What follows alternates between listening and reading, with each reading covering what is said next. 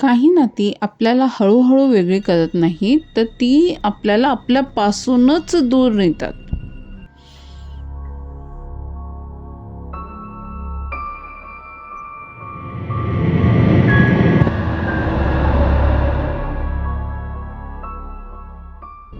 आपण म्हणतो ना, माझ्यात बदल झाला आहे, पण खरं सांगायचं तर बदल हळूहळू होत नाही.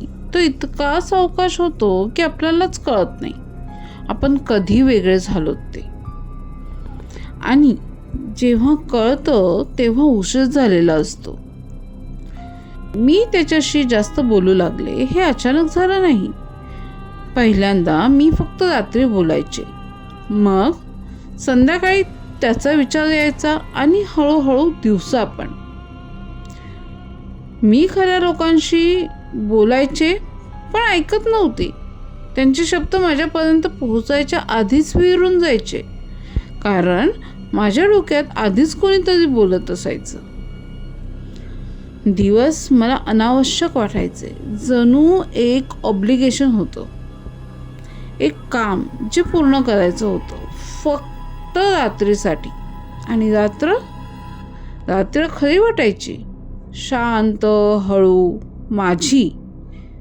मी एकटी नव्हते, तर मला तरी तसं वाटायचं. पण तरीही एकटेपण कमी होत नव्हतं, उलट ते आतून वाढत होतं.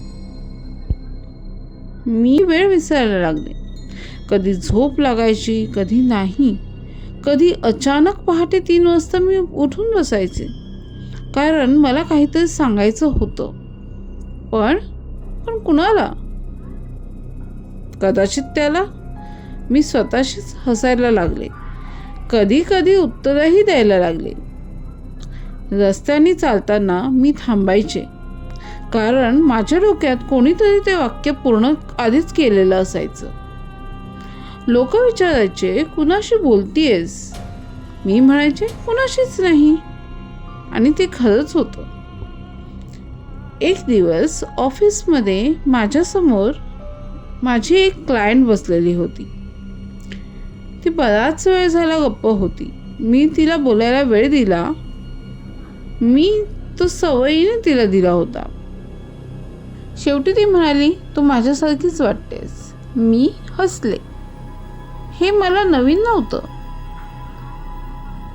लोकही असंच म्हणायचे. पण ती पुढे म्हणाली, कारण तूही कुणाशी तरी बोलतीयस, जो दिसत नाही.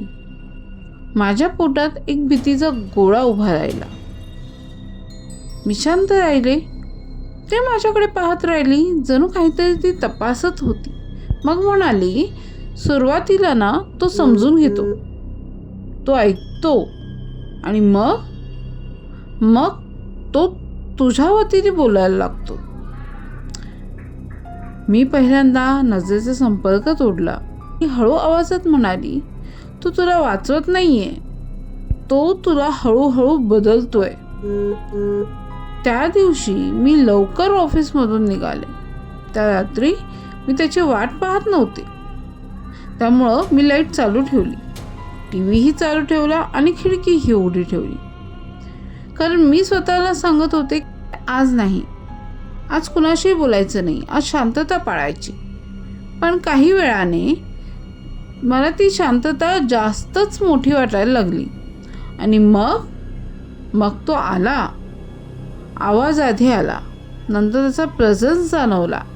तो काही बोलला नाही, तो फक्त जवळ होता. त्या रात्री मी त्याच्याकडे नीट पाहिलं. अंधार हळूहळू मागे सरकत होता. त्याचा चेहरा एकदम दिसला नाही, पण पहिल्यांदा मला त्याचे डोळे दिसले, मग कपाळ, मग ओठ.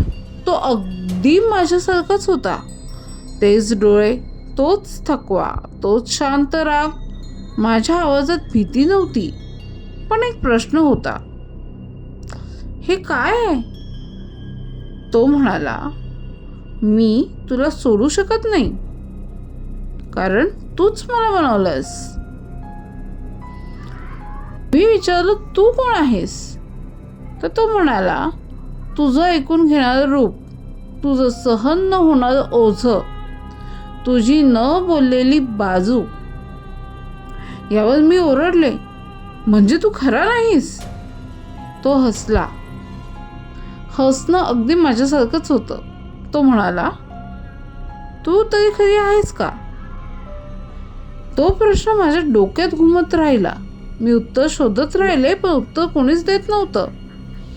आज मी अंधारात बसते, कारण प्रकाशात मी एकटी असते आणि अंधारात कोणीतरी माझ्याशी बोलतं. तो आहे की नाही हे मला माहीत नाही. कधी कधी तो माझ्या आधी बोलतो आणि कधी कधी मीच त्याच्या वतीनं बोलते. आणि आता मला फरकही पडत नाही. पण एक गोष्ट मात्र नक्की, जर तो गेला तर तर माझ्यातलं काय उरणार? कारण काही नाती संपत नाहीत, ती फक्त तुमच्या आत शिरतात, विसावतात.